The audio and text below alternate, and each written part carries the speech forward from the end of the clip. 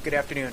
My name is George Valdez. I'm the captain of the Sheriff's Information Bureau. Thank you for coming to our press conference.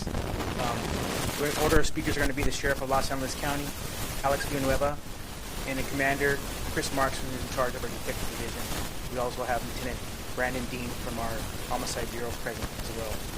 At this time, I'd like to introduce the Sheriff of Los Angeles County, Alex Villanueva.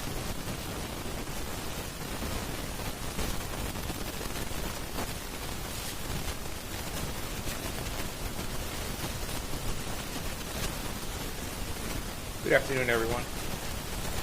We're here today to discuss the unfortunate passing of Mr. Robert Fuller, age 24, in the city of Palmdale. This event drew a lot of media concern, a lot of community concern, and in the timing of it, in the wake of civil unrest and all this transpired across the nation, it brought a lot of attention based on the past history of our nation and the rather odd manner in which this death occurred. Well, we promised from the beginning we were going to be very thorough, do a complete investigation, start to finish. We left no stone uncovered. We're going to release the results right now. So if you have any questions, you can understand these things do not happen overnight. Because if people are demanding answers immediately, doesn't mean we get to skip processes. And whenever we have an investigation of any sort, a murder investigation, ultimately we want to arrive at the truth. And the truth can be compromised very easily if we skip steps, we rush to judgment, and we try to satisfy pressures. And the only pressure we should satisfy is the truth. And that's why we're here today to discuss the findings on this. And I want to extend my thanks to the homicide investigators, the entire team. They worked tirelessly, long hours, chasing a lot of leads and making sure did everything right on behalf of Mr. Fuller and his family.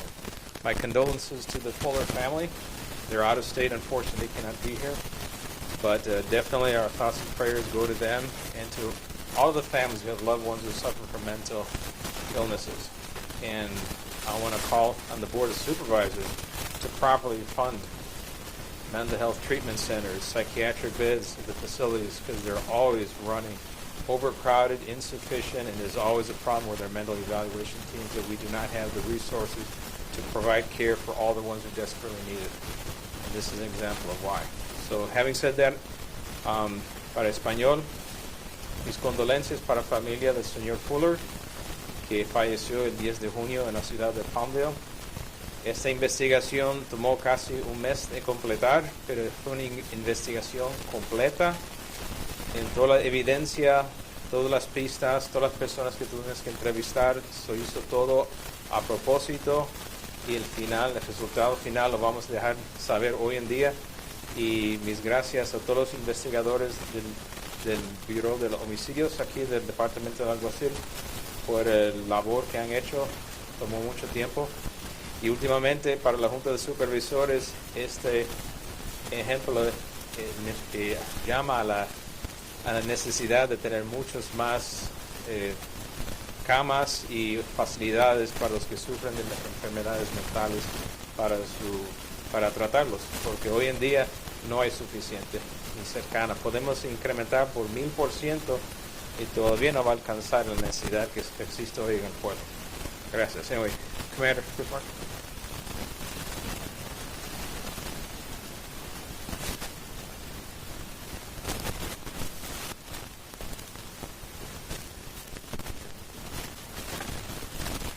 Good afternoon. Commander Chris Marks of ARKS. I'm assigned to our Detective Division, which oversees our Sheriff's Homicide Bureau.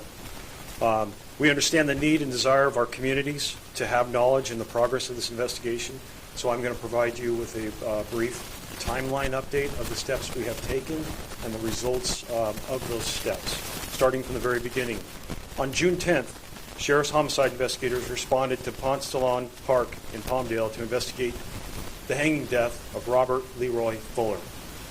With the investigator from the Los Angeles County Department of Medical Examiner, coroner, the initial scene investigation was conducted and the following facts were established that early morning. 1, the victim was suspended from a tree branch by his neck from a braided rope and a cloth fabric. There was no one else seen in the area by either the witness who discovered Mr. Fuller or the Los Angeles County Fire Department paramedics who responded to that emergency. The rope and fabric was tied directly to the tree branches in more than one spot, accessible only from up in the tree, indicating that the victim was not hoisted into that position. There was no evidence indicating any type of ladder, chair, or climbing assistance used. The tree was easily accessible and climbable by someone of Mr. Fuller's age and physical stature. Mr. Fuller's clothing and appearance was neat and clean. He wore a hat and a backpack on his head or on his back. There was a fixed blade knife in his outer pants pocket. There were no signs of a struggle, no defensive wounds observed, and no other signs of trauma visible to Mr. Fuller. Mr. Fuller's hands were not bound, and there were no signs that he attempted to remove the ligature from his neck. Investigators observed several prominent linear scars on Mr. Fuller's left wrist, consistent with suicidal intent. From his suspended position, facing the trunk of the tree, Mr. Fuller was within arm's reach of the trunk and the crook of the tree. On June 11, 2020, the family was notified by the coroner's office of Mr. Fuller's passing. That same day, a Category D autopsy was conducted by the Department of Medical Examiner. At the request of Sheriff's Homicide, in cooperation with the attending pathologist, a full autopsy, a Category A, including toxicology screening, was requested and subsequently performed. In a brief interview with homicide detectives on June 12, 2020, a family member reported possible prior mental health treatment history for Mr. Fuller. Subsequent to that examination on June 12th, the death was noted as suicide. In the weeks following his death, Sheriff's Homicide investigators, along with representatives from the California Department of Justice Attorney General's Office and the Federal Bureau of Investigation, continued to investigate the events leading to Mr. Fuller's death. As part of that investigation, the following efforts were made with the associated results. On June 12, 2020, the community near the scene was canvassed for relevant video footage. There were no cameras covering the park itself. A video was obtained which showed a portion of 9th Street, but did not include any footage of Mr. Fuller, indicating that he did not enter the park from that side. It did not include the tree area where he was discovered. Nothing else remarkable was noted in this particular view on 9th Street. On June 14, 2020, a meeting with the pathologist who performed the autopsy and Mr. Fuller's family was scheduled. However, the family was not able to attend. The pathologist briefed the investigators on his findings to date. Detectives identified a purchase from a local Dollar Tree store made on May 14, 2020, in which a red rope, consistent with the one used in the hanging, was purchased with the EBT card registered to Mr. Fuller. Because the transaction was a month prior to the discovery, there was no longer any video available from that store. Detectives were able to find other videos of Mr. Fuller making purchases with that same EBT card after May 14, indicating he was still in possession of that card. Detectives purchased a similar rope from that same store and delivered it to the Los Angeles County Crime Lab for comparison to the rope found at the scene. The lab was also testing the evidence from the scene for DNA profiling. The firefighter paramedics were re-interviewed and confirmed that no one, other than the informant to the initial call, was seen in the park at the time of the response. On June 15, 2020, detectives spoke with the director of a homeless youth center in Las Vegas, Nevada, who substantiated that Mr. Fuller was a periodic resident in that facility between February of 2019 and February of 2020.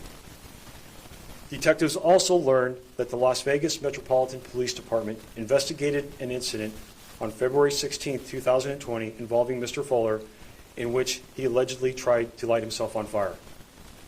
On June 17, 2020, a search warrant was obtained for Mr. Fuller's cell phone. This was subsequently transferred to the Federal Bureau of Investigation for analysis. Court orders and search warrants were obtained and served at several different medical centers in order to obtain records relevant to Mr. Fuller's medical and mental health.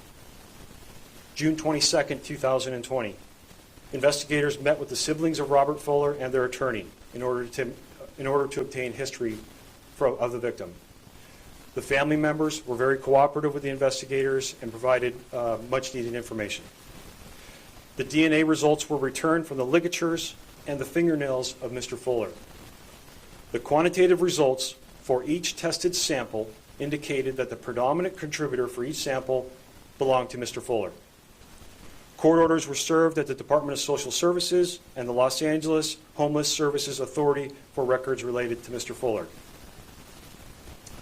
Obtained from a hospital in Arizona was documented treatment in January of 2017 that Mr. Fuller was diagnosed for having auditory hallucinations, in which it was reported that Mr. Fuller stated that he wanted to put a gun to his head. In February of 2019, Mr. Fuller self-admitted to a California hospital. He was reportedly hearing voices telling himself to kill himself. In November of 2019, Mr. Fuller was treated at a hospital in Nevada for suicidal ideation and depression. He disclosed that he did have a plan to kill himself then. Investigators have met with the coroner's office and discussed the final results. Just this afternoon, the medical examiner issued their final autopsy report and delivered it to the Sheriff's Department and deemed this case to be a suicide. If you have further questions, I have Lieutenant Dean from Homicide Bureau that can answer your questions. Thank you. Yes. Hold on. We're going to take questions now. We're going to first take some from the media that's present here in the Hall of Justice, and then we'll transition to some of our media outlets who are on this, the moderator phone. So, questions for the media. Yes. Lieutenant Dean, was there a suicide note and any idea, since he had a history of this, you suppose that was the motive, or was there a note to indicate otherwise? We have not found a suicide note, no. What was the family able to tell you with respect to his state of mind, and how often was the family in touch with him? The family was in touch with him off and on through the years. He had recently visited them, actually about 2 weeks prior to his death, and that was the last time they saw him, was at the beginning of June. What was the response when you first told them that you found him in that state? Did they accept that, or were they in denial, or because there has been a lot of speculation about the method of death? I'm wondering, was the family pretty accepting of what had happened, or did they indicate that they didn't believe it? Our initial conversations with the family, again, they were cooperative and they were open-minded. They just indicated that they would let the investigation take its course and were open-minded about his cause of death. Thank you. Not really speculating one way or the other.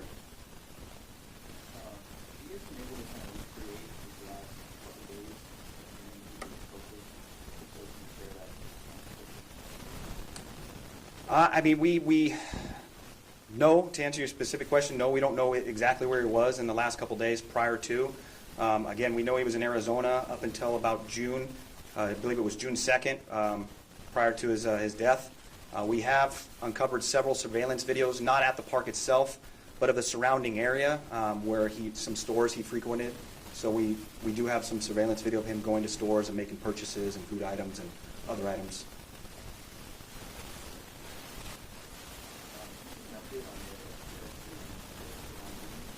No. LP, was there a girlfriend? Did Mr. Fuller have a girlfriend? Was there any connection to a girlfriend at all?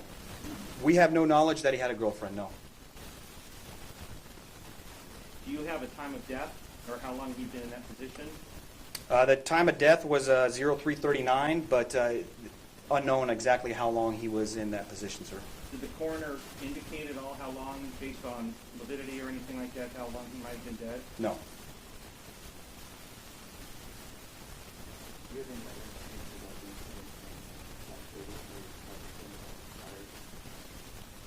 No, just as what Commander Marks earlier indicated. The family attorney said that they believe that the sheriff's department may have been spreading rumors that Fuller was arrested on some kind of legal charge. Is there any evidence that he was in fact arrested on anything like that prior to his death? And have you looked into that allegation that there were rumors being spread within the department? As far as where the rumors came from that were given to the media, I can't comment on that. I don't know where they came from. We have spoken with the attorney personally and the family members. They've not come from the people in this room that are handling this investigation. We have no knowledge of any sex crimes against the children. I know there are rumors out there that he possibly molested his half-brother's girlfriend's daughter, I believe was the rumor going around. We have no knowledge of that. We have spoken with those individuals that were listed in that rumor, and they also have no knowledge of it. With regard to the half-brother, are there any other, deep connections to this case? I think people were very surprised by the fact that that all went down this days after Fuller's body. No. So as far as our investigation was strictly focused on Robert Fuller, and we have no indicators of a connection between the Tehran Boone and the Robert Fuller cases, no. LT, then has the AG's office reviewed the results, and are they okay with everything in the Civil Rights Division and all those other agencies that were overlooking this? So our partners in the FBI and the Attorney General's office accompanied with us on several interviews and several of the things that we've conducted on this investigation. Once we have it all packaged up nicely, we'll give it to the Attorney General office so that they can review everything we've done. So, but they've been with you along this process, though? Yes, sir. And they've been satisfied? Yes, sir. Till now? Okay. One more question from the media, please. Moderator, do we have any phone calls online? We have a question from the line of Enzo with ABC. Hi. Mr. Fuller's death has certainly brought up a conversation surrounding race, racism, the well-documented history of white supremacy groups in the region. Is this something that you looked into during your investigation? We take each case on a case-by-case basis, and we go to each scene and we process each scene individually. So we go where the evidence takes us, and this is where our investigation led us to, is where we are here today.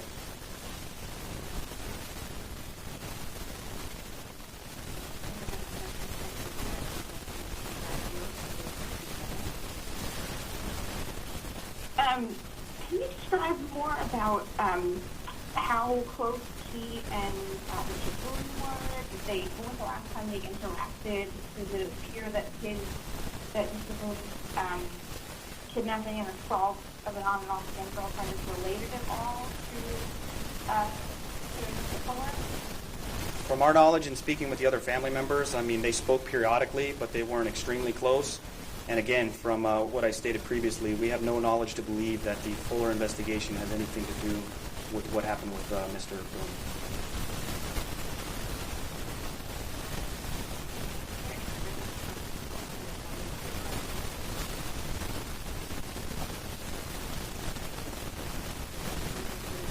Sheriff, is there any Spanish questions we can take?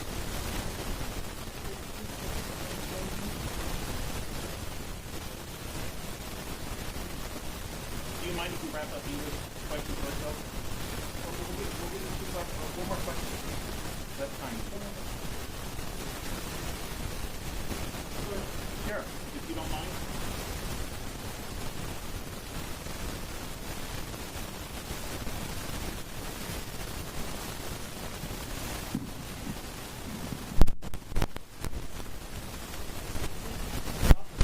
About the integrity of the department was called into question in this case, with the way it was being handled, the justice cover-up, and the fact that they didn't trust your department. You had to bring in outside agencies.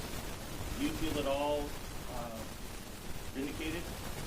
Well, I can tell you this is a very small segment of the community, and unfortunately, a significant representation of county government elected leaders who were trying to propel that narrative. But the overwhelming majority of the public trusts the sheriff's department, and as you can see, we complete investigation and then we report on the results. We don't piecemeal it, and we don't cut any corners. As you can see by the information provided, it speaks for itself, the nature of the investigation. Every single investigation that our Homicide Bureau does, they do it. They're committed professionals, they're dedicated, and the process doesn't happen overnight. You can tell that it's very complex investigations. And the more moving parts it is, the more complex the investigation becomes, and it takes that much longer to do. This one, again, it took almost a month, and this is one of the easier ones. So the point is, people, they should not translate lack of information with a conspiracy or trying to settle that, because they're just pursuing their own political agendas, and they're not interested in allaying fears from the community. And this one goes straight to the board of supervisors on that. What about budgets? You've talked many times about how major crimes will be impacted by budget cuts. How might a case like this be impacted by budget cuts? Oh, very, very easy, because we only have a finite number of homicide investigators. We have a finite number of major crimes investigators, Special Victim Bureau investigators, all these different units, and it's a county of 10 million people. And we're responsible for the investigative resources for probably close to half of it in one way or another. And when you cut resources, that means there are less people available. And some of these investigations involves multiple units. They have to do things. And that complicates it even further. So you start taking resources away. That means that there's violent criminal suspects at large who will remain at large and will continue to harm other people until we finally get the chance, to apprehend them and complete the investigation. So you're just harming the community by cutting our budget. We don't have any frills in our operation. So it goes straight to the core of what we do, which is to provide public safety. Thank you, sir. We met with the attorney last week, and they understood how the process is going and what the results were going to be. And we spoke with them today through the attorney, and unfortunately they were out of state. They couldn't be here, but I wanted them to be here. But why did they have an attorney? You'd have to ask the family on that. But it's, there's no winners or losers in this. It's just a sad commentary on the state of mental health awareness, and just the ability to get help to people that desperately need it, like his was the case. And when they're homeless, it makes it that much more difficult because they're no longer in contact with people. Thank you. What is your message to the community? Again, this case brought up a lot of racial tension, 20 minute time during all of the protests. Is the culmination of this case, in your opinion, going to sort of quell that a little bit, satisfy people who will call you the department into question? In closing, what is your statement to the community about this? Well, I would say that the community does trust, and those that do not trust us need to understand that we're here to serve the community. And it's really easy to make wild accusations if you're a politician or you're an activist, but we're bound by the truth and by facts. And we have to go at the pace of the investigation the way they handle it, which they did.